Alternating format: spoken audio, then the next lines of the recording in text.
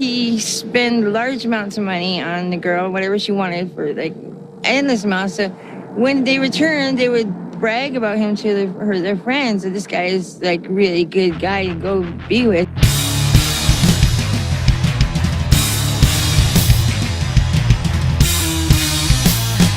Dinner in Hell band! This audience is full of Dinner in Hell bandits. People that are fans of the band. Oh, they're barely going to pay attention to us. They're just going to stand there staring at the band while they stand there silent for the duration of this show. It's almost like the band is like got their. It's like I don't like the fact that they have their own fan. Yeah, they're biting into this. We might have to put them behind a curtain. They're gonna like want to renegotiate their contract. It's going to be a whole thing. Welcome back for another exciting edition of the Dinner in Hell podcast, the show where two amateur historians talk about the atrocious underbelly of history. I am one of your co-hosts, Brad the Impaler, and with me, as always, Ron fucking Maiden. Oh, what's happening, my man? Oh, freaking! We are going to be covering a greasy, stinky serial killer. He's going to be not one of the... Okay, we've covered greasy, stinky sex machines like Rasputin. Mm-hmm. But this one is responsible for killing women, and also he is greasy and stinky. Yeah, he despised bathtubs and Soap. showers. Yeah, Right. not a fan. Soap gives me nightmares is one of his direct quotes. Just fucking weasel. Oh, well, who is it, man? He's allergic to soap. That's one clue. Mm-hmm. Loves pig shit. Oh. Canadian. His name is Robert Willie Pickton. I would say Canada's worst serial killer ever. The Pigman. Absolutely. The Pigman? Yeah, the Pigman of Port Coquitlam. That's right. This bitch. Let's get into it. All right, so Robert Pickton, more commonly known by his friends as Willie, he killed women from Vancouver, prostitutes from Vancouver's downtown east side. Lots of them. Somewhere in the high 20s, low 30s ish is like provable fact via DNA. He confessed to 49. That's right. This area, these women, they were prostitutes, hookers. They the whole area was like a seedy a lot of drugs. Not talking cannabis. I'm talking heroin, smack. Yeah, you don't want to go down there to the east side of Chicago, Vancouver. Bring a flashlight, fella. No. You want to? Yeah, you got it. You go down there. Oh, that's a bit of a tough area down there. You might want to take a stick with you or something. So they don't like carry guns in Canada. Yeah, take a hockey stick down there. You know, if any guff bud, you give him one of these. You feed him one with the stick there. Canada is like, make sure you take your gun with you. Why? I'm not hunting, eh? Yeah, if Buddy gives me any trouble, I'll just give him an old cross check. I'll just give a holler. Hey, Canada. I love you. Don't take any of this personally. Oh, shit. They're like, yeah, we don't carry guns. That's bad. Like, what are you making fun of? Nothing. Well, like we always do with these serial fucking murderers, we got to go back to where it all started. Robert Willie Pickton was born in 1949 in Port Coquitlam, British Columbia, Canada, as a third-generation pig farmer. That's right. We farm pigs. It sounded like you said pork. Port Coquitlam? Yeah, Port Coquitlam. It's almost like you're saying pork. Oh, that's my accent. I chopped the T off the end of that word. This is my natural accent. A lot of people think that this is some kind of character voice, but this is actually how I talk all the time. Yeah, sometimes I just kind of Americanize it for you. His real voice. Right. So when I talk like this, it's like my American, like Christian Bale doing American. This is me doing like Midwest. I get you. This is my Midwest dialect. Yeah, from Arkansas, that sounded like to me, maybe. That's right. Nice job, Canada, for creating the smelliest serial killer of all time. We're not talking apartments, Dahmer. We're talking hygiene, personal hygiene. Yeah, this guy was real gross. his home life as a child could be described as shitty, for sure. I mean, certainly primitive. I mean, he wasn't exactly living in total comfort and sophistication. That could certainly be said. Now, a lot of people have animals in their house. I myself have a dog, Petronius the Arbiter. You've heard him on this program. Right. Yeah. I don't have any livestock. That's a secret about me. Now you know I have no goats. There are no fair blue ribbons coming my way. But they did. And they let him just like come in the house. He would sleep with like dirty ass, muddy pigs. They'd just wander into the house and he'd like sleep in a pile with them. He did love those pigs. Might be folklore, Vancouver folklore, but I heard that the pigs were like, "Get off me, you fucking stinky gross piece of, you stink like my shit." You said he had a shitty childhood. Yeah, I was probably like, speaking literally. We need like a bell for the puns. Mm-hmm. Like, you had a shitty childhood. That means like pig shit everywhere. Yeah, like he would have to him and his brother, who is a real fucking nightmare too. But they would both have to slop 250 pigs every morning, and they would have to come home from school in the middle of the day and do it again.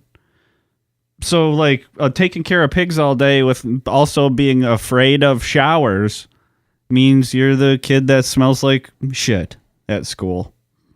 So you can imagine how everyone else treated him if there was a shitty kid in your school and you're 7 years old. You know exactly what you would have done to that kid. This is how shitty this living environment was. They had a sister that the parents sent to live with like grandma because there was no life. This was no life for a girl. That's how gross. But the boys are staying. God damn it. Yeah, because they needed the labor. Yeah. Yeah. Speaking of the Pickton family, Willie didn't get along with his dad too well. He was kind of distant, standoffish. But according to his own words, he describes his relationship with his mother as 2 peas in a pod. Aw. Yeah, you would find Willie has all kinds of fun sayings. Like you watch some of like the interrogation video of him. Yeah. Whenever somebody would confront him with facts, he would just say like, "Oh, you're out to lunch." A dumb, weird phrase. You're out of your mind. Yeah. Oh, he's out to lunch. All right, Willie. He's out to lunch. They were poor students. Willie even took special ed classes. Like he was like, he had to go off. Mm-hmm. Willie, get over here. Bring your chalkboard and piece of chalk. Like schoolhouse. It's old timey. Kind of not old timey, but. Oh yeah, and not only was he shitty at it, but they always hated it. Him and his brother would skip school because they didn't want to go so bad, but they would spend the entire day hiding underneath their beds until they could pretend to come home from school. I mean, how bad would you have to fucking hate school to want to spend like 7 hours without going to the bathroom in silence lying underneath your bed? Especially, I'm imagining their houses to be dirt floor. I mean, that's not uncommon back then. Plus, dude, I doubt it. These people had money. Oh, they had lots of money. I think they had a like you build a decent house and then you just never clean it. So like, there's probably floors. Yeah. I mean, in the actual house there is, but like Willie moves around into weird buildings on this place. Like he'll go live in like a trailer. He'll go live in like some kind of fucking weird. He's sleeping on top of freezers in a sleeping bag because he's mad at his brother. There's all kinds of weird shit he's up to. Because we talked about the animals coming and going, so I'm thinking there's probably pig shit on the floor. So yeah, those dudes are like hiding under the bed. We're talking about them hiding under the bed in this like shitty house. Yeah, in a shitty house. These dudes stunk so bad. Like when they would be on the bus to school, kids wouldn't even want to sit by them because of how bad they smelled. Yeah, it was like a big problem. I would say, honestly, it's probably like the defining condition of his life because that never changed. The craziest part of all this that people can walk away after they had listened to this program is the fact that Charles Schultz, the Peanuts artist, based Pigpen on Willie Pickton, serial killer Canadian, because you get it now, right? Yeah, totally. That's pig stink coming off a Pigpen. Dude, I bet you fucking Willie Pickton is the only guy in the history of the real world to have stink lines coming off of him. Right. Yeah. Like visible. Cartoon style, but in the real world. How funny it would have been if in the courtroom, like court sketches of him, they put stink lines on the picture. They had just do cartoon flies buzzing around him. Yeah. Like one's on the tip of his nose. Yes. Cleaning its eyes. Like the wavy lines. Yeah, how flies will like lick their foot and their foot will go over their whole eye. Yeah, all like 800,000 facets of it. And welcome back to Entomology with Dinner in Hell. In courtroom sketch criticism hour. Let's get back to Willie Pickton. Well, if that was a defining condition of Willie Pickton's upbringing, there is also what I would say it would be a very defining event. Oh, shit. Would mom, like, paddle him in front of his birthday? No, Probably, but this was is Dahmer different. Or somebody else got that we covered. They got disciplined. Oh, shit, who was it? Harshly. And was it Manson?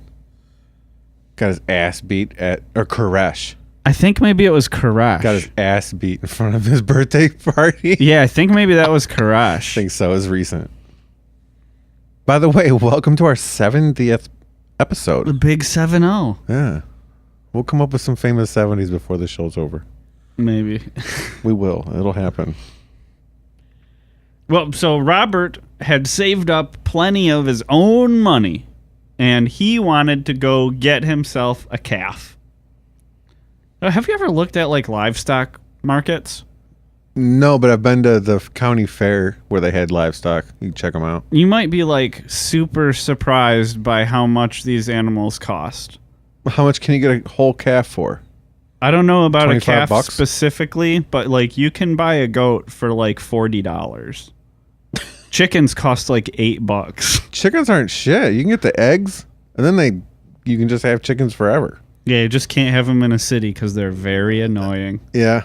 And the town I live in, They smell bad, too. we're not allowed to have, like, some people that can have, like, a goose in their yard or a duck or chickens.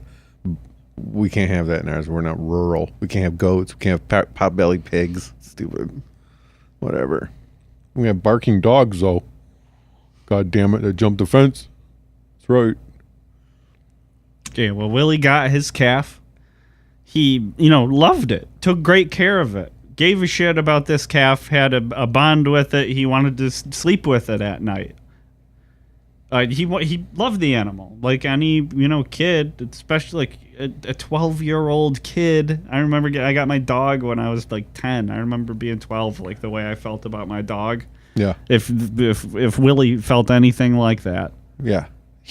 Did you mention he wanted to, like, sleep with it at night? Yeah. Like, get in here. Come on. Get under the covers. You gotta get warm, you. Yeah, come in I'm sure this bed can support a young cow. I heard in the end, the calf refused to go into bed with him. He's like, Probably fuck like that. "Ah." The calf had a sense. I had a film over my entire body after the last time. I had to, like, scrape myself against the fucking side of the barn over and over again. What film? Grease. Tell me about the time that Willie came home from school and he was all excited, like, hey, I'm coming home to see my calf. He can't find it. What happens? Yeah, he's looking everywhere. Can't find the calf. Can't find the calf. Goes in, asks his mom, hey, where's my calf? Mom says, why don't you go check out in the barn there? Oh, Yeah. Willie. What do you think? Willie's like, well, wait a second. The barn is where we slaughter all the livestock that we slaughter. Why would I go to the barn? But I will. I mean, I guess. Can you imagine, like, the score? And, like, if it was a movie of him running to the barn, they're like... Or how about, like, a Tarantino where he's, like, running and there's, like, different shots of him running and it's like... like, goodbye, mademoiselle. Yeah. Like, think Django or, like, Glorious Bastards when they're like, good farewell till we meet again. Au revoir, Yeah. Shoshana! Yeah. Jew hunter. Yeah, so he sprints over to the barn, opens it up, only to see the half-slaughtered carcass of his beloved calf, halfway done being processed by his old man. He's like, check it out. And he's like, oh, good, Joe. And they're like, what? We could buy you another one with the money we're going to make from this veal. Seriously, they said that. They're like, don't be upset. We could buy you another one with the money we're going to make from selling the meat from Johnny, whatever you named it. And he's like, I don't think you understand why I wanted the calf in the first place. It wasn't a business venture. Yeah. This isn't, that's awful. I just wanted a friend. Well, so yeah, he probably ate some of his own calf. Come on. Yeah, that he was went like vegan from that family day on. dinner. Oh. He changed his lifestyle altogether. 12-year-old certainly did not. 12-year-old changed his name to Willie. First of all, he no longer went by Robert. He's like, I'm Willie now. Put on some sunglasses, listen to some George Thorogood. He took all his toothbrushes, threw them in the river. It's like, no more brushing teeth. I'm Willie. Fuck humanity. And we'll live in Willie style now.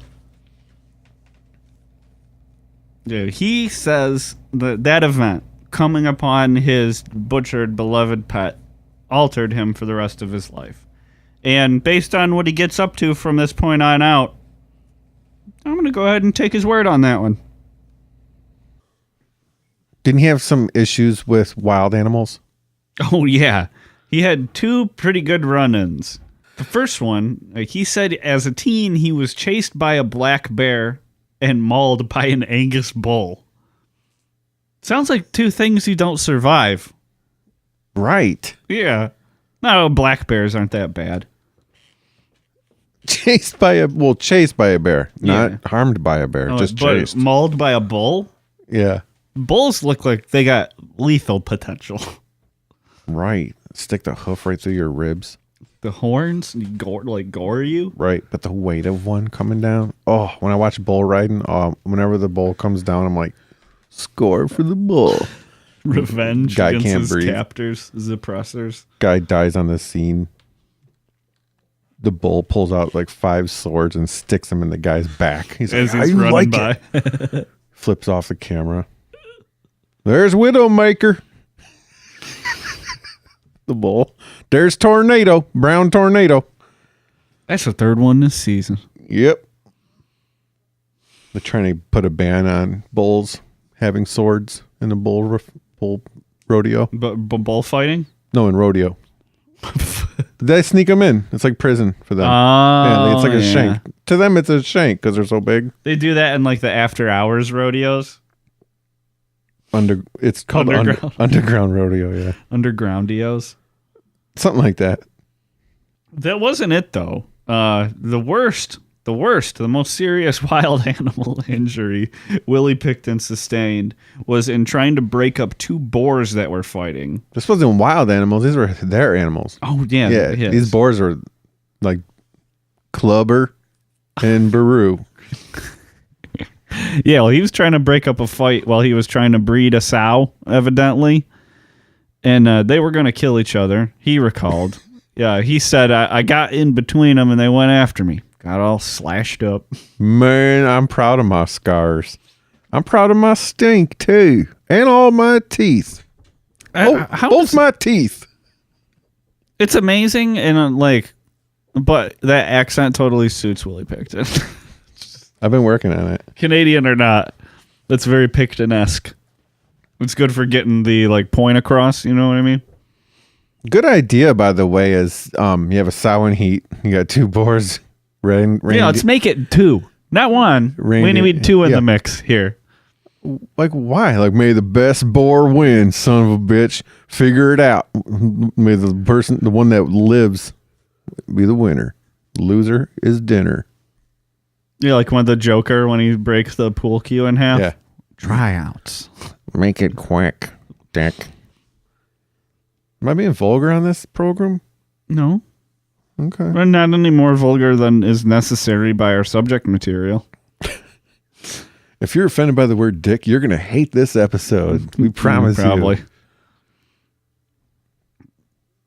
The 70th episode, by the way. Uh-huh. Yeah, have you thought of a famous number 70 yet? I gotta confess, I'm still drawing a blank. Don't act like you never heard of Harry Jagilski, dude. Oh, Jagilski. Raiders. Defensive right? tackle, yeah. Yeah. Well, you could say Raiders. There's only like 8 games. But yeah, he was a Redskin. He was a Cardinal. He was a Patriot. Oh, I remember him from the Raiders. 61, that famous 7-yard interception. Hell yeah. Look at you. You know Jagilski. Oh, hell yeah. Yeah. Oakland Raiders legend. So that's about it. That's about all that you really need to know about Willie's early life. Let's talk about the farm. Becoming Willie. Yeah. Becoming Willie's over. We're moving on to the farm of fucking nightmares. Well, so Willie grew up relatively young. Mom and dad kicked the bucket, and the 3 siblings inherit the farm. By the way, like before his parents passed, he was like there. His dad passed first, but then like for his mom, like he changed her diapers. He was there for her like till the end, did anything he could. Like he loved his mother. Sad. It's almost like serial killers have a bizarre relationship with their mothers in a lot of cases. Go check in the barn. You find your calf gutted. God damn it. His sister dipped. She got out of there. She had a relatively normal life. She has, actually found the whole family was successful, you'll hear about, but hers was a lot more legit. I mean, yeah, she had a normal people life after this, for sure. But she got out of there relatively early, and she wasn't subjected to the same shit that Willie and Dave were. She didn't, like I said in the beginning of the program, she wasn't even there as a kid. They sent her off, remember? Mm-hmm. She was like, fuck this, it smells. How can you guys stand it? I'm going to go live over here. And yeah, she was like in the Munsters, the like normal one. They're like, we're sorry, you're so weird. And she was just a normal lady. I can't remember her name. God damn. The Munsters? Yeah. Who was the like blonde-haired woman that was like the outcast of them? Like they were like constantly apologizing for how weird she was, but she was just a normal woman. I have no idea. I can name Eddie Munster and Grandpa, but I don't know like the Frankenstein guy or nothing. Grandpa was Herman Munster. Yeah. Their car was pretty sweet. Yeah. Well, they his brother, who I suppose you could maybe say is as or slightly less evil than Willie, because some people think he may have been complicit in the crimes. Really? Yeah. I would say there's probably no way he didn't at least know about them. Maybe not, though. He and his brother did live in separate buildings almost all of the time after this point. So maybe he didn't know. Maybe he didn't know shit. What the two didn't do, though, is keep up the operations of the farm. That didn't necessarily happen. Yeah. They started like a party palace. Piggy's Party Palace. Oh, that place was called the Piggy Palace Good Times Society. And, yeah, it was another successful business for the Picktons. They would host, like, Little League banquets and, like, fucking the Rotary Club. They'd all come down to the Piggy Palace Good Times Society. Get barbecued pig and have their functions there. Now, we should point out again, Port Coquitlam. We're saying farm, but this is basically kind of like in the middle of the suburbs. Like, this is not in the middle of nowhere. It's a 20-minute drive from Vancouver. I would say it's more suburban than rural, for sure. Well, it's probably on the very edge of town, like where the junkyard would be. Yes. All right. You did, in fact, By the tracks. also operate a junkyard and salvage site / chop shop. Oh. With the Hells Angels. He had a lot of fingers and sinister pies, did Mr. Willie Pickton. A lot of whispers coming his way. A lot of birds. A lot of whispers. Oh, the reason why Dave is a scumbag, too, is because at the bare minimum, he was later on convicted of a different sexual assault. Do you know it? Yeah. What was it? Oh, no, I mean, I know that happened. I don't know the specifics of the event. I heard it was just for long hug. Extended hug. That would definitely not. And there is no crime such as an unnecessary hug in Canada. I will not believe that. There is actually, when it gets to like hour 4. Yeah. Oh, even the Canadians draw a line. Yeah, they're like, at bro, that point. how long are we going to stand here hugging? Yeah, unnecessary extension of hug. Something like that. Unlawful. 15 yards flag. Something like that. Are you talking Grey Cup? Are you talking football? CFL? Yeah. I'm a fan of the... Is Grey Cup their trophy? I don't know. Or is that World Cup? I have no idea. What do you win in World Cup? The World Cup. Yeah, it's Grey Cup. Yeah, I like the Saskatchewan Rough Riders. Yeah. That's cool. I like the Toronto Star. I'm just kidding. I can't name another. Oh, the Argonauts is one of my that's one of my teams. Is that Toronto? I believe so. Rocket Ismail, for any of you old school Toronto people. Notre Dame running back, receiver, former Raider. Willie Pickton. Yeah, back to the Canadian serial killers. We talked about the Little League banquets and the Rotary functions that went on at the Piggy Palace Good Time Society. However, there was a little bit of a nightlife popping there as well. Hell yeah. Yeah, they would have fucking wild-ass parties featuring any variety of Vancouver sex workers with whom Willie was very familiar, and members of the Hells Angels.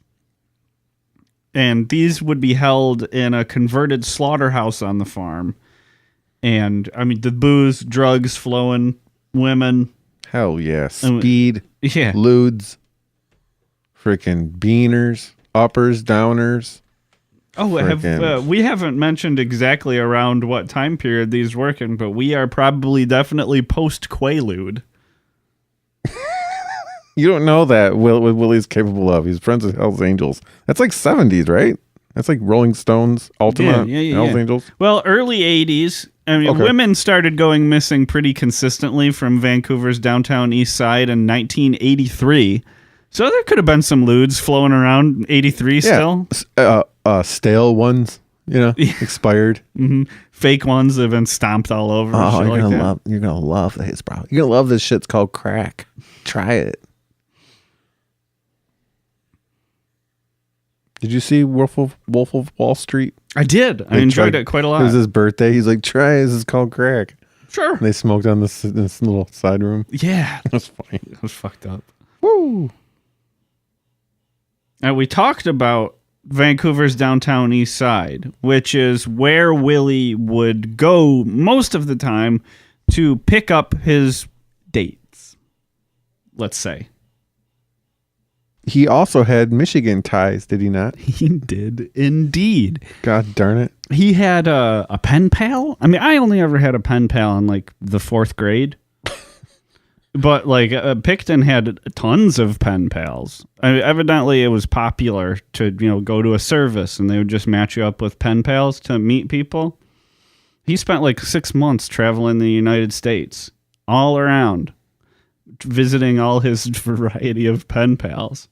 One of the letters that was on Google, it was like, "Dear Robert or Willie, I got your letter. Unfortunately, it smelled as if someone dragged it through a fucking horse shit pile.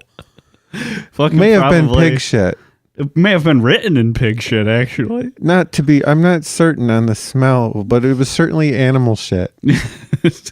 Can't determine the exact species, but it's definitely shit. It's like, I even sprayed it with Brute. I thought it would cover it up. Brute must have evaporated, but the poop stuck to it. That's for damn sure. And that's why I believe in that more. She's like, I think when you licked the envelope glue, your breath may have stayed on the glue. The plaque or something may have came out because your letter smells. Wish it didn't. P.S. Wish it didn't. Oh, God. Can't wait for you to visit me, and I can't wait to see how handsome you are. Yeah, I could just tell from how much bad this smells so bad that you must be gorgeous. Right. Yeah, well, the Pickton pen pal that he hit it off with the most was a Miss Connie Anderson, and she was from Pontiac, Michigan, home of the Phoenix Plaza Amphitheater in the former Silverdome. I urinated next to the front man for Prong. No, that was Flint. My bad. Pontiac, Michigan. Oh, so many memories. So many concerts at the Phoenix Amphitheater. Yeah. Oh, boy. And Clutch Cargoes. Yeah. They still have a lot of events out there. I thought it didn't exist anymore. Well, they used to have the Warp Tour out there. Oh, yeah. I thought you meant at Clutch Cargoes. I was like, fuck, that place opened back up? Yeah. No, the Cork Room or something like that. What is it called? I can't remember. Fuck it. It's been a while. Gives a shit. And go. He ended up spending 5 weeks in Pontiac hanging out with Connie, and the two became engaged. He actually introduced ticks to Pontiac. They were never in Michigan before. Right. Yeah. They were they're pig ticks. Like they had dog ticks, yeah, but because of Willie, now they have pig ticks. Thanks, Willie. And he describes Connie as tall, blonde, and a nice size, heavy set. Hell yeah. Yeah. He said they never had sex, though. She never made it up to the Pickton farm. Probably good for her, though. His dad died not knowing or ever have meeting. His dad died not knowing Willie ever had a real girlfriend. That was his only real girlfriend. Mm-hmm. Yeah. That was free. And fiance, not girlfriend. That's a step up. That's a rung up on the commitment ladder. Yeah, his dad never knew it, like as he was alive or something. He died without ever learning it. Mm-hmm. He had to left there to go attend to the farm, but she never made it back, never made it up there. I don't know why, but unfortunately it didn't work out. Maybe all of this could have been averted. Probably not, but maybe. So it doesn't work out. He goes home back to Vancouver area. Mm-hmm. And at this point, he completely gives up commercial farming. He only raises a few pigs to, slaughter and kill to feed the patrons at Piggy's Party Palace, as well as give away to some friends. He would grind the meat up, make like ground pork. We're going to have sausage. Yeah. We're going to have chops. We're going to have all kinds of pork products today. Yeah, he would slaughter and butcher the pigs himself. Yeah. I thought I saw on the YouTube documentaries that he had left for a while and like was an apprentice from a butcher and learned to be a butcher, and then came back and like was when they inherited the farm, he was like knew his shit because he was already a butcher. Maybe that very well may be true. I didn't come across that, but the laws in Canada regarding how the press has access to criminal trials are a lot stricter than they are here in America. So the details for this case, though there are boatloads, it's much more difficult than in other cases trying to determine which is the most reliable. And getting information on details at all is a little difficult for this one. So there's a lot, but there's a lot to sift through. Yeah. So I may have just completely missed that. That is probably likely. Mm-hmm. Now, after you're done slaughtering and butchering a pig, you have leftovers. You have offal, or the unused parts, the pig entrails, brains, bones, nerve tissues, gore. Bologna ingredients. Yeah, assholes and lips. Hot dog stuff. Right. Yeah. Those were all taken by truck to a rendering plant called West Coast Reductions.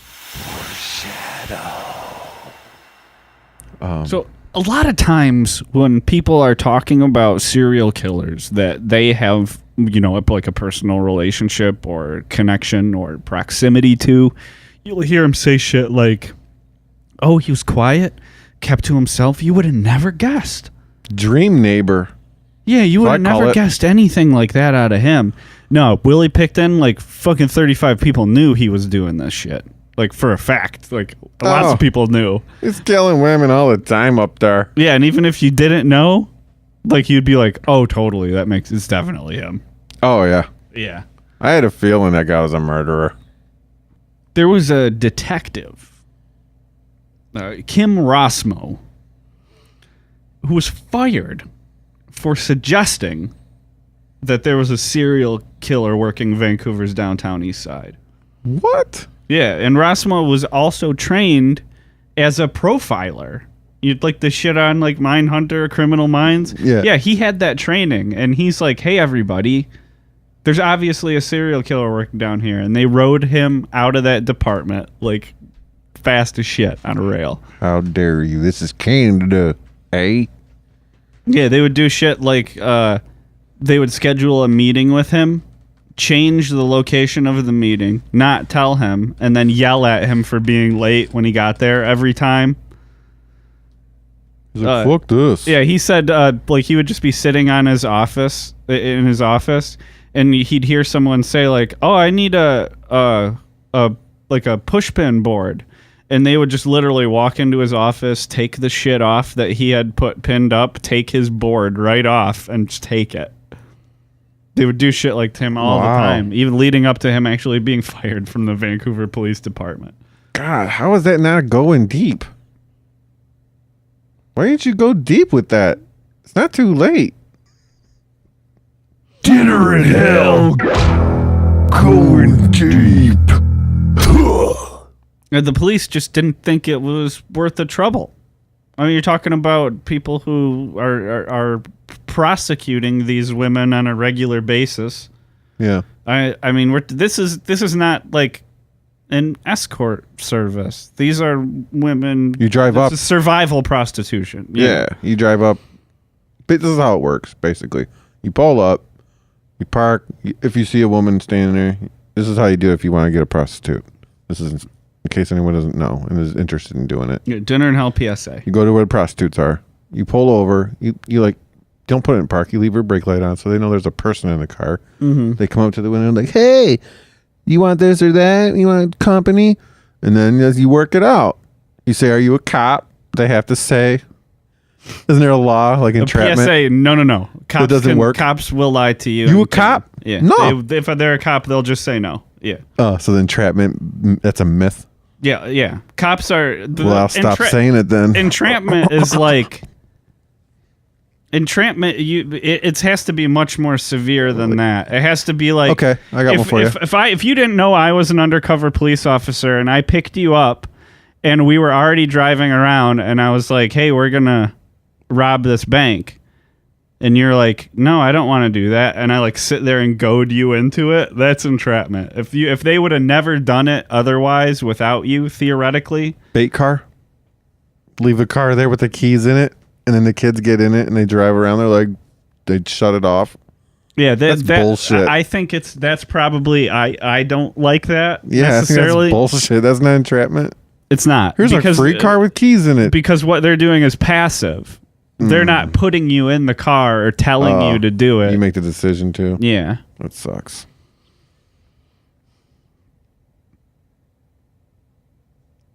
Yeah, I mean, we're talking about a concept that a lot of these people faced, and we were talking about prostitutes who are often, they can be called the less dead because society neglects these people. Ugh. We do not value their human dignity. So when they die, some people are like, well, it's just another junkie off the streets. Yeah. Yeah. Oh, no, if nobody reported them missing, then nobody cares. Who gives a shit? And no one, the police, the law enforcement, they weren't really concerned with the missing women. It was a big problem after this case. Oh yeah, there was an inquest. Oh yeah, heads rolled. Yeah, it was a big deal. There was a lot of reform in the Vancouver Police Department after this. Oh yeah. Thanks, Willie. See, you did some Willie good. Gets a sticker, Dinner in Hell sticker. You did good, Willie. Well, no, you didn't do good at all, but we did get something good out of Willie. Yeah, there are a lot of parallels with a future Dinner in Hell subject by the name of Gary Ridgway, also known as the Green River Killer. I told you I didn't want to do him. I don't like Seattle natives. Well, I didn't expect you to like Gary Ridgway. I'm just kidding. Yeah, well, Gary Ridgway did basically the same thing, except the prostitutes that went missing on the American side were black. The prostitutes that went missing on the Canadian side were First Nations. A repressed minority there as well as here. Like Eskimo, Alaska. Yeah, Aleutian Islands. native Canadians. Yeah. Yeah, they just go by First Nations. Cool.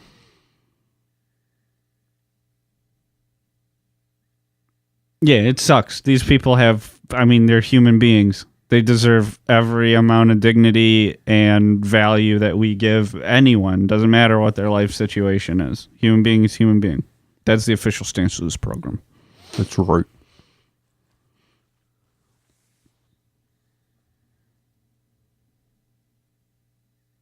Probably the biggest indicator of Willie's guilt was an attempted murder that he committed in 1997. Just a knife fight. Yeah.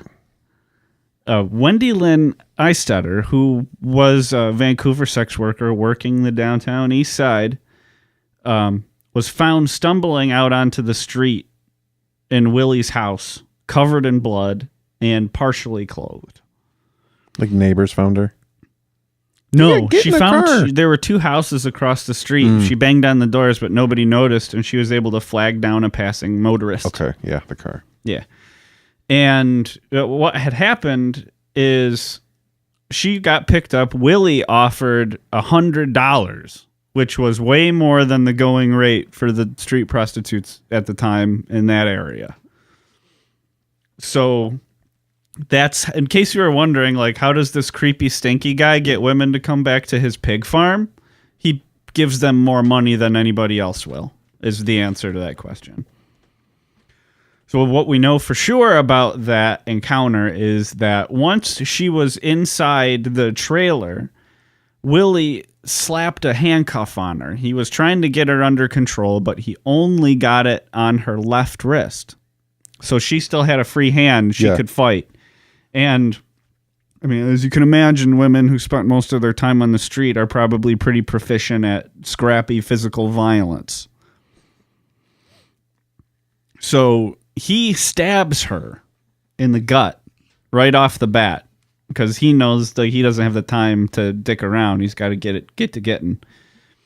But she is able to fend him off long enough to get her hands on a kitchen knife herself, and they have a fucking knife fight in the living room of this shit-covered trailer.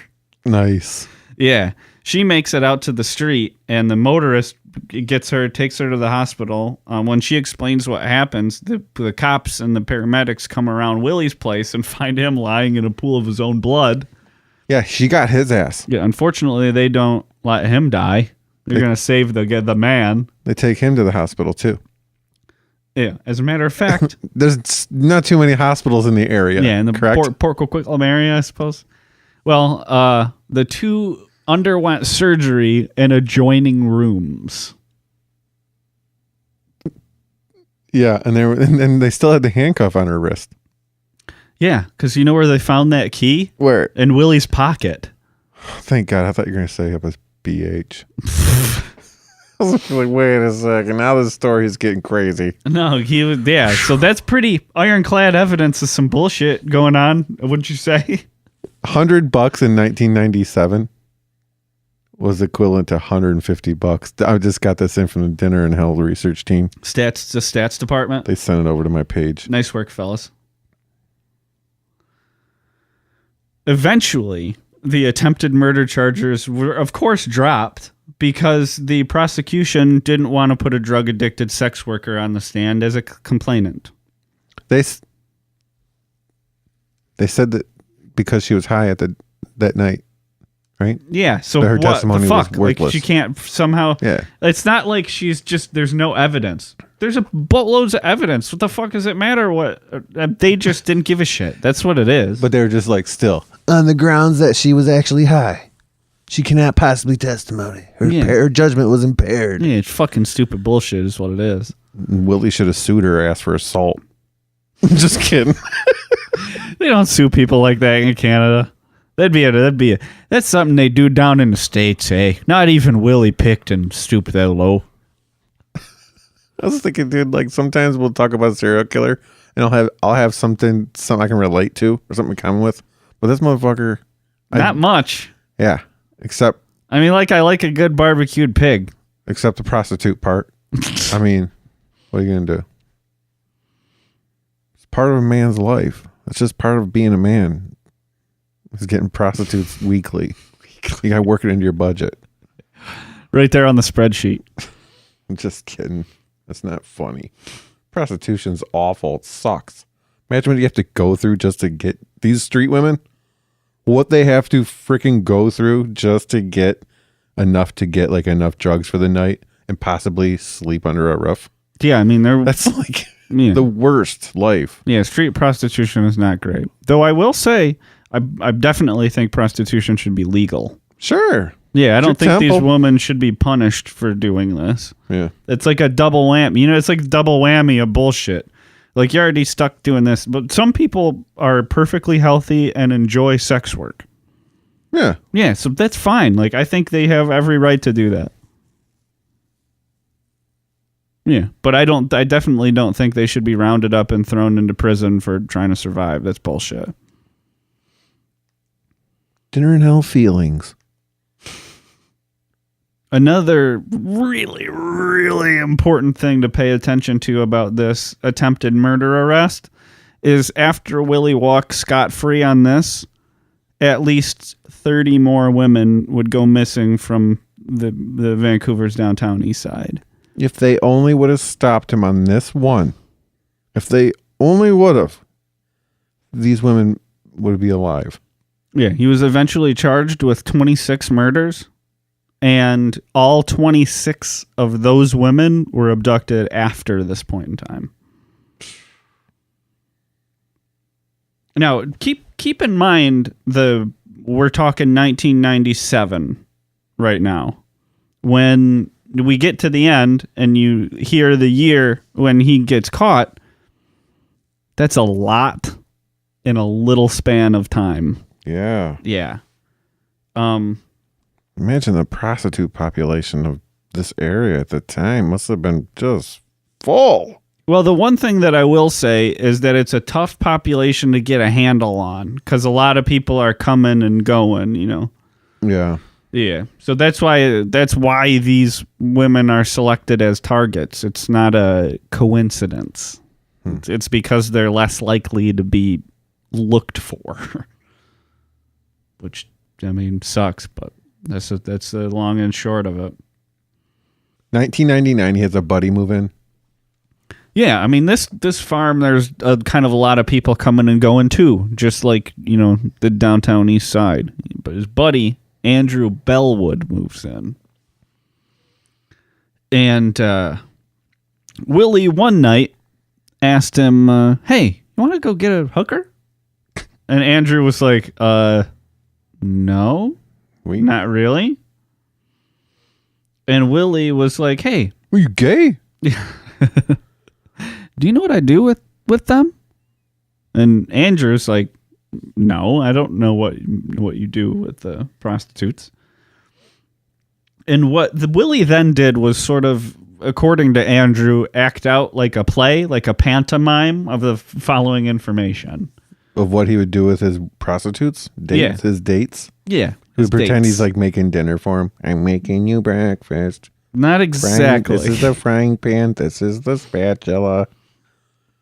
Well, the first thing Willie did was he reached under the bed and he pulled out a pair of handcuffs, playing out how he would restrain the women and rape them. Sometimes at gunpoint, sometimes at knife point. He showed how he stroked their hair and told them, don't worry, it's all over now, which is terrible.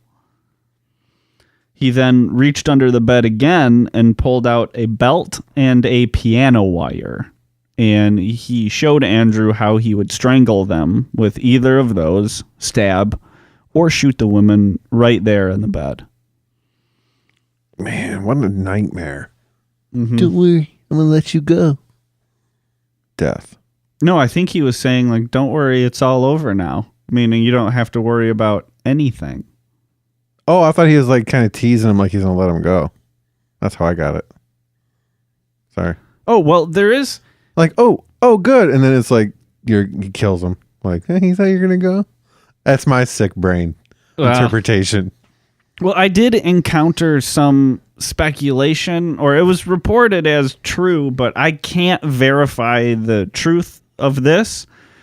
But one woman who had a close encounter with him may have reported this information, is that he described to her, like, I help a lot of people.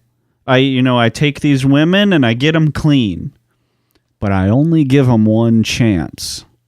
So what may have occurred, what people have extrapolated from that information, is that he was a missionary serial killer, meaning that he believed he's like doing good, or like there's a service that he's performing for society. So his thing was like, look, I have this power of having money. And Willie was a millionaire. Yeah, him and his brother and his sister got millions. They're rich. Yeah. These people are rich. Even though they live in filth, they got money. Oh, yeah. Yeah, so what people think he may have done is offer them drugs. And if they took the drugs, then in his mind, he would allow himself to say, oh, they fucked up. I have to kill them now. It's their decision. Yep, it's their own fault. Game that they weren't aware of. It's like Shiger with the coin, kind of. Yeah. Just another coin, which it is. Aside from the murders, the disposal of the bodies is perhaps an even greater horror. They would be taken to the farm slaughterhouse where they would be hung upside down. And if Willie did this with the same methodology that he used on cows or the pigs, which other evidence indicates is the case, this would be done by a slice through the ankle and then hanging via meat hook from the ceiling. At which point the victim would then be bled and disemboweled. Cleaned in hunting terminology, if you will. Field dressed. That is accurate because one of the victims or one of the women saw a woman hanging by a hook. So that goes along with what you're saying. Yeah. Yep. That's what he would do. Yeah. The speculation over. We're back to stuff I could verify. Not a Dinner and Hill presumption. Yeah. After they were, processed by hand, the bulk of the body parts would be fed through a wood chipper and then mixed in with the feed for the hogs. Feed your hogs meat? That's weird. Slop. Their food is called slop. I'm not sure what's in it. I'm not sure I want to know what's in it. Prostitute, grains, oats, potatoes, a little bit of cinnamon. What about the offal of the people, you might ask? What about the unwood chippable parts? Well, to pad his numbers a little bit, to make a few extra bucks from the rendering plant, a lot of human organs and viscera, they found their way into West Coast Reductions Limited. Human organs and pig body, our bodies are very similar. Skin and organs. So it'd be difficult at a glance to tell them apart unless you put anything identifiable in there, like a skull or a hand or foot or something. Eventually, everything comes to an end, and so did Willie's illustrious killing career. We can go to the beginning of the end. I mean, eventually, this would kind of come to fruition. We're talking 1908. Bill Hiscox, a sometime employee of Pickton's, after a woman who had been hired to clean around the complex, told Hiscox she had seen bags of like bloody women's clothes and like more than a couple women's driver's licenses around the place. He thinks, you know what? Maybe we better call this one in. Yeah, this is probably bad. I see a lot of hookers coming here, and you're telling me there's bags of bloody women's clothes. We're probably sitting on a big problem here. See a lot of hookers come. Don't see a lot of hookers go. I think they got a big tunnel or something. They just keep, it's like an underground tunnel. They're going under the border there to the state side. He did do that. He called the police and told them, hey, pretty sure Willie Pickton up here at the Piggy Palace Good Time Society is murdering lots of people. And they're like, we'll look into it. I think the original warrant was to look for weapons or something. The warrant didn't have anything to do with Hiscock's fucking right, but then they had report. They ignored him. After they found like something, like some belongings or something to one of the victims, they went back and got a new warrant that was like specific to like missing persons warrant. Yeah. Now listen to this number. I just said 1998. Right. In February of 2002, a rookie RCMP, that's the Royal Canadian Mounted Police, think Canadian FBI on horses. Right. Like bright red jacket. Like, right. I got it. I don't know if most of them wear that anymore. Big brown horse, white striped on the snout. Yeah. Got it. Yeah. Clydesdale. Not quite. Those get tired of that. You want more one that can. Not a draft horse. We want speed. We're chasing train robbers and shit. We're not pulling wagons of kegs of beer. We're just riding single man. I'm sorry. I don't. Stallions. My horse knowledge is limited. Colts. I don't know. I think colts are young ones. Arabian. God damn it. There you go. That's a breed. Well, a rookie RCMP officer responding to a trucker saying he'd seen illegal weapons on the Pickton farm. That's what I'm talking about. So that was completely unrelated. He has a look about and found personal belongings of the missing women.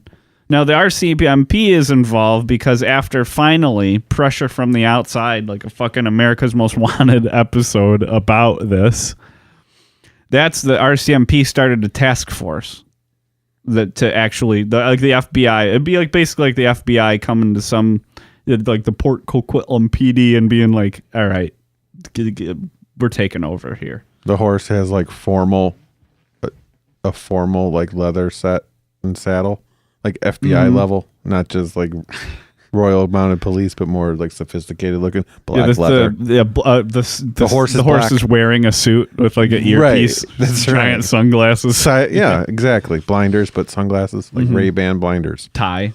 Yeah, we're on the same page. Okay. They arrest him on the weapons charges, but they kind of have an idea what they might be up against, and a full search is conducted. Uh-oh. Mm-hmm. They found follow some your shit. follow your nose. They found some shit. Most damningly, in one of the freezers, they found in two separate buckets identical contents. I'll describe one of these buckets for you now. Was this pink liquid buckets? The body parts that were in the pink liquid? That's what I heard. It was I don't know about the pink liquid. But what they found in the contents of one of these buckets consisted of a skull, a human skull, cut in half vertically. Zip. Like that. Right down through the middle, like through your nose I know. long ways. I know what you mean. And then hands and the front parts of feet. Just the front parts? Yeah, just the front parts. The identifying parts or the real human looking parts. Right, for the rendering plant to crush the ankle up. Mm-hmm. Or for him to throw on like over the fire with gas, just shave the hair. Oh, there is probably no hair on if it's a woman's leg. He'd probably barbecued woman leg over like the fire. He's like, you're gonna love this. Maybe. You smell that? The skulls had evidence of 22 caliber wounds in them. Which is a piece of shit bullet, to be honest. You'd kill a squirrel with it or up close range. It's the Mafia execution caliber of choice. Is it? Yes. It's the little bullet, right? Oh, yeah. You make a whistle out of the shell. Yeah, so imagine, you're familiar with the phrase execution style, Yeah. right? Or you imagine like someone on their knees, back of the head, boom. Yeah. Right? Say you use a quote unquote manly round like a 45, right? Oh, now we're talking artwork. Then it has an exit wound. A, messy. B, exit wound is survivable when you're talking about getting shot in the head. People get shot in the head, have it go all the way through their head, and then they're like okay with one weird thing, like they can't speak Spanish anymore, or they can't blink. All of a sudden, they talk Australian. Yeah, they'll get something in their brain will get fucked up, but other than that, they'll be alive. A 22 though has enough power to go through one skull, but not an exit. So you shoot in, and then it just ping pongs around, turning the brain into soup. Thanks for the tip, BT. You're Appreciate welcome. that. Yeah, so maybe that's just what he had laying around. Maybe he learned it from his Hells Angels friends. Who knows? The DNA of 10 different women was found in freezers on the Pickton property. The same location where police found the butchered remains of 2 more women. Also in the freezers were 2 packages of ground meat. And these are particularly intriguing because they contain the DNA of victims as well. Why would you bother to ground the meat? So you can make patties. Yeah, I think he was feeding this shit to people. Because he would regularly give gifts of meat to his friends and family. He would sell it on a small scale. You say hi to your mother. You take this home to your mother. Tell her I make some meatballs. I love her meatballs. Yeah, another operation, another business scheme that the Picktons had going is they would store meat for people. I mean, evidently this was a thing done then. They probably had a big freezer. Yeah, so like you'd buy like 2 whole sides of beef. I'll store it for you. And you'd store it at Picton's, and when you want to cut off some ribs, you just come on down and get your ribs, but you don't have to have a whole side of beef at your house. I guess I would never fucking do this, but evidently it was done. Ugh. DNA of Pickton and his victims were found on 2 pairs of fuzzy handcuffs in Pickton's bedroom. I heard his DNA. He just happened to sneeze on him. I'm sure. The victims did too. They're covered in pepper all the time. He pepper sprayed him. Part of his torture. Dinner in hell fact. Pickton's DNA was also found on 2 condoms that were found inside 2 of the victims' purses. Your Honor, I just want to say he may have sneezed in these condoms. That's all I got to say. Rest my case. Boy, it sure seems like he sneezed a lot. He ate pineapple for a week prior.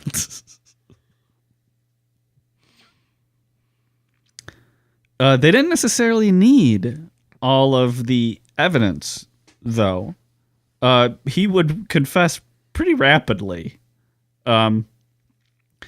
He was placed in a cell with an undercover RCMP officer following that arrest in 2002. And irritated at being caught, he complained to his cellmate, "I made my own grave by being sloppy. Doesn't that just kick you in the ass now? I was just going to fucking do one more, eh? Make it even. I wanted one more to make the big 5-0. He says that to a mounted police undercover. Yeah. The Dinner in Hell team has a clip, I think, of the actual audio from that confession. Mm-hmm. Carcasses. So what do you got?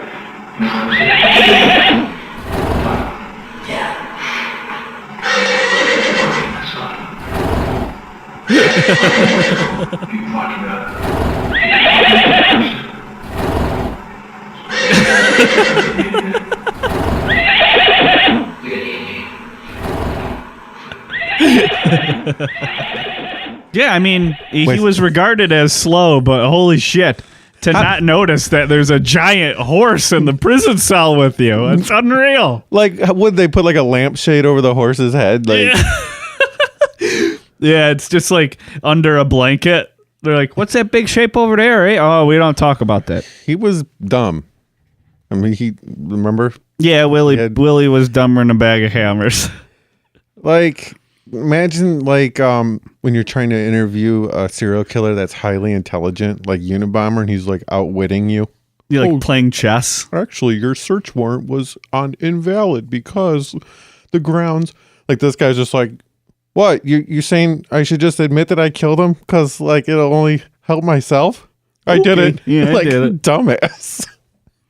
His year-long trial finally began in January of 2006. Holy shit! 9 years. I remember us saying 1997 at one point. Yeah, that's when it should have stopped. Right. Yeah, and if you'll recall, in 2002, the very beginning of the years when he got caught, and we remember saying that all 26 of the women he was charged with murdering were after that 1997 incident.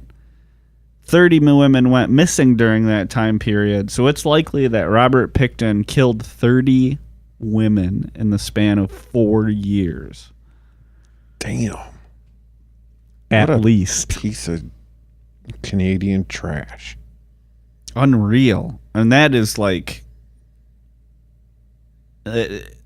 I mean, you'd think like, yeah, if you were abducting one woman from a transient community every 6 months or every 2 years, yeah, it's understandable why nobody would notice. But people were dropping like flies. And everybody fucking knew Willie. All of the prostitutes knew him. They were like, oh, don't go with him. He's a bad date. He's a bad date. Dude had like the aphrodisiac needle. Oh, yeah, there was even more evidence that was introduced at the trial that is pretty bananas. He had night vision goggles. Boy, that sounds familiar. No, oh, wait. He had a .22 revolver with a dildo over the barrel. By dildo, do you mean like rubber penis? Yes. He claimed that he used that as a silencer when he had to put pigs down.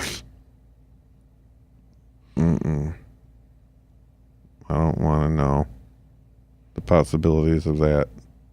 Maybe it was just a simple silencer. Who knows? He had a syringe with 3 milliliters of blue liquid inside, which was likely windshield wiper fluid. What did he tell him, though, what it was? He told him it was Spanish fly aphrodisiac. Oh, yeah. Yeah, he's like, take this. It's going to make you feel crazy. Yeah, an injectable, like, herbal supplement. You're going to be dripping with sex. Oof, really, you're just dripping with whatever the fuck windshield wiper does to the internal circulatory system of your body. Family Dollar brand Windex. Oh, you know. Dollar. I'll be right back. I got to run to Family Dollar. Or it'd be like Canadian Tire. That's like the big box store. He's like the third smelliest in a Family Dollar. I'm just kidding, but I do hate Family Dollar. Is that the one where like you go in there and everything costs like fucking $4 and you're like, what the fuck? It's yeah. supposed to be a dollar store. Those, I hate those. You want to have $1, everything's got to fucking cost $1 in there. That's how those stores work. I think Dollar Tree is actually everything is $1 at Dollar Tree. Okay, I'm cool with Dollar Tree then. But Dollar General, Family Dollar, no, it's all bullshit. Don't shop at either. They all suck. And I'm not saying that because they're dollar stores or anything, but I have my own personal feuds, reasons, grudges. PM me if you want to know. For another classic Ron Maiden grudge. Woo. The thing is, though, is not only was the police kind of sketchy in this whole situation, the prosecution seemed to do a fine job, but the judge was kind of fucky too. He was like, we don't have enough time. We don't have enough time to charge 26 murders. So we're going to take it down to just 6. And Willie was only charged with 6 murders, tried for 6 murders. Because they didn't have time?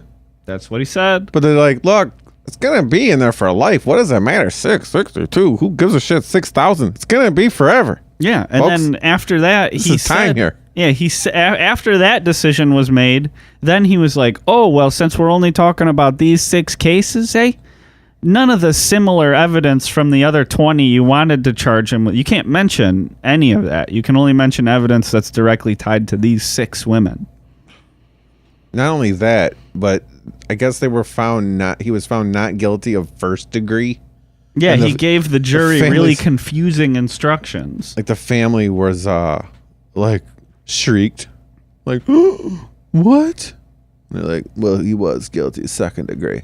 And they're like, oh. And they did still sentence him to life in prison. Yeah. But that is a horrible miscarriage of justice.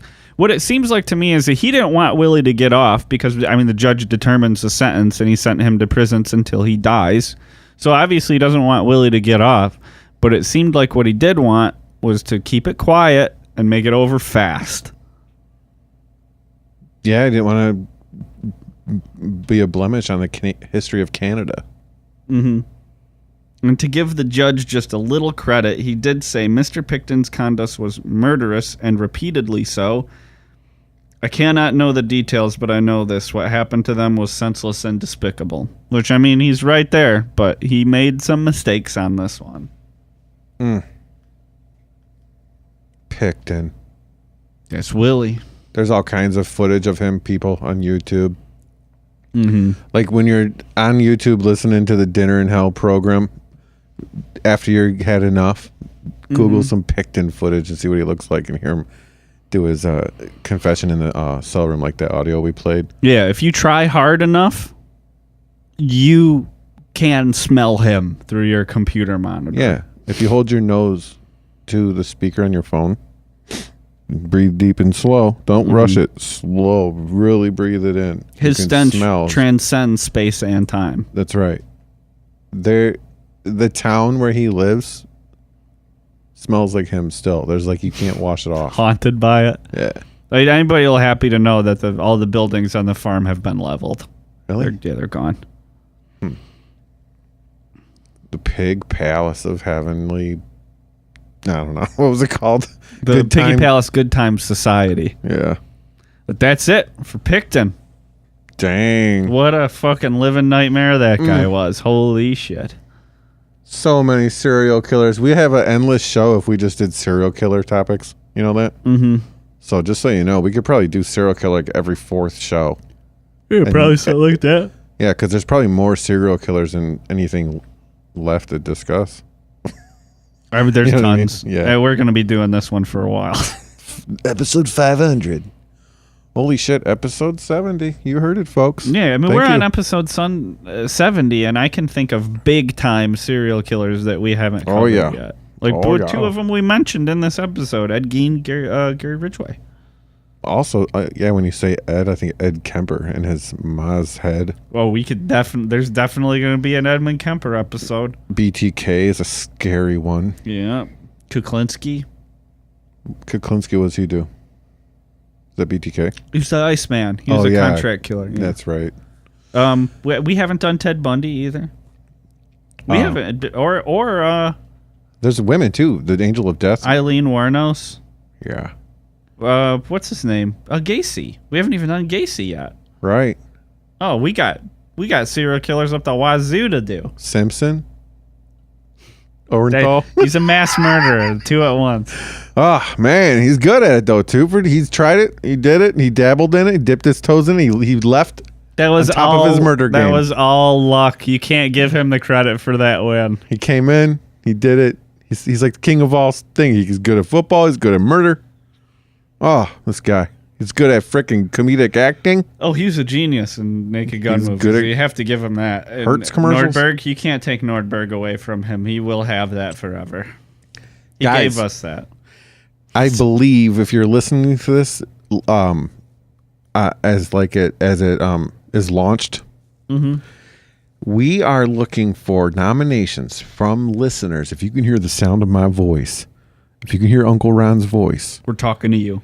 we need nominations for the top 4 worst humans to ever live. We're doing a Mount Rushmore episode coming up, talking about the story where Mount Rushmore was carved out of like Native American land. Oh, it's gonna be a doozy. But we want to like do a little tidbit. listener feedback. So So do like a poll on who you think the most horrible people are of all time. You tell us. yeah, include why if you want. You include if you want to be mentioned. Include how you want to be mentioned, what name you want to be by, or not to be mentioned.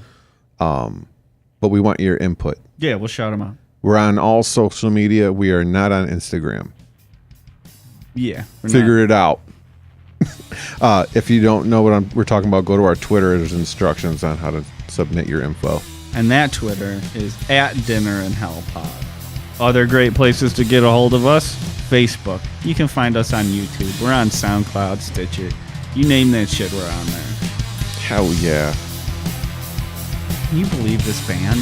This audience. Virtuosos, each and all. Audience is incredible. Oh, they're just the best people there are. Your co-hosting today was incredible. Thank you. So was yours. God, I was practicing all week by myself, talking to myself. I was like, hey, Brad. What, Ron? I was like doing the dishes, pretending that I was doing our own show. It went well. Beautiful. It went well. I should have taped it, just in case we mess up and can't do a show. Yeah, we could let that one out. I just do both of us. Perfect. All right. Thanks most of all to all of our listeners. We love you and have a good night.